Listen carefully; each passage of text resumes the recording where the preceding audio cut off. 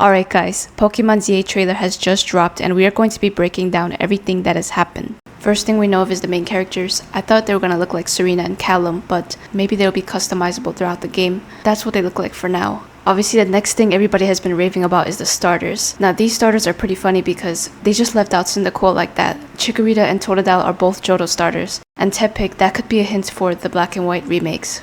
Or it could just be a hint that there will not be Black and White remakes because they're just putting Tepig in this game. So we can see the Pokemon starters traveling with the trainer throughout the city, which must mean that there will be a close connection between Pokemon and people in this game. And if we want to catch a Pokemon, we just could throw a Pokeball at that.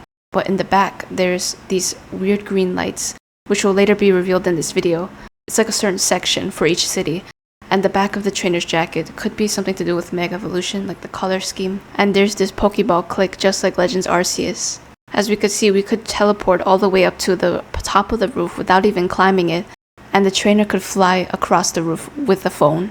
And there's our rival. So once we send out our Pokemon, we could literally move around battle and make the Pokemon dodge their attacks. Then Mega Evolution comes into play. We could see that the Pokemon are similar. They didn't really introduce new forms. So it's Mega Lucario, the classic forms, the Mega Charizard is returning. And that's pretty much it for Mega Evolution. And yes, the rivals change gender depending on which trainer you are. They are Urbane and Tawny. They work at Hotel Z, which is this building here. And there's lots of new other characters like the old lady and the bodyguard, I assume. They give off villain vibes, honestly. I feel like they could be the main antagonists. It's like Rose in Pokemon Sword and Shield. They look kind of fancy, but they were the true villains all along. Then back to the hotel, we see AZ returning with his Floette, which is very cool that they made him the hotel manager. As we could see with the rival, is helping him get the trainer accustomed to the hotel. That could be pretty interesting. I want to see if there's any sort of lore and the story that we left off in Pokemon X and Y. I really want to see what happened between AZ and his Floette. We also get to see that Lumio City is being in redevelopment by this corporation. So that must mean that we might be helping with the redevelopment. The trainer could play a huge role in this. By the way, did you guys see Zygarde light up down there? Prism Tower. I wonder if Clemont is going to return in this game. There are lots of shops that look pretty similar to the Scarlet and Violet ones. People that are walking around, they look pretty fancy clothes, honestly. Yes, the evolutions. I really thought that there was going to be an evolution reveal in this trailer, but there wasn't.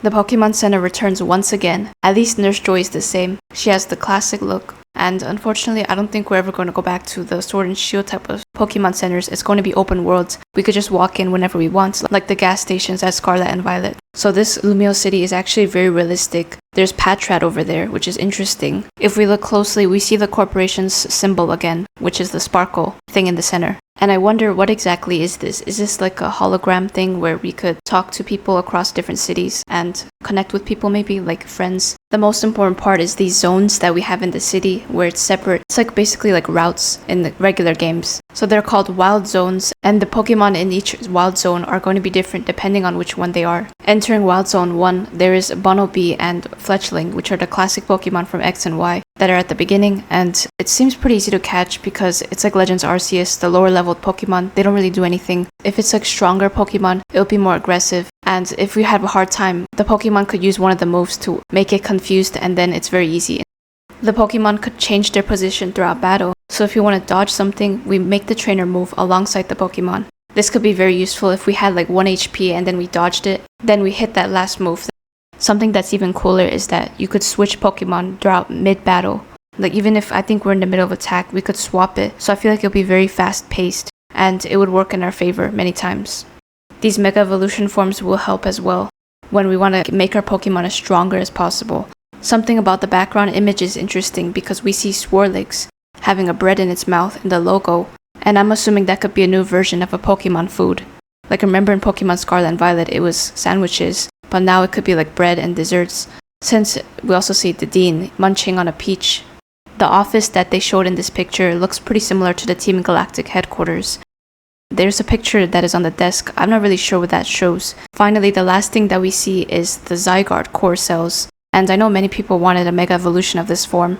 Hopefully they will surprise us with one. I mean, Pokemon ZA literally has the name Z in it, so that stands for Zygarde. So Zygarde will play a huge role, and I really want to see the story that goes behind it as well.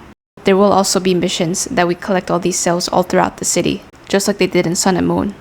As for the promotion match, it's most likely a battle zone and it's based on the Prism Tower. It's coming in late 2025, which is unexpected because I thought it was going to be in August 2025. A lot of people were saying that because of some leak. Let me know what you guys think of the game and what's your thoughts on it so far. Comment down below. If you haven't already, be sure to like and subscribe, and until next time.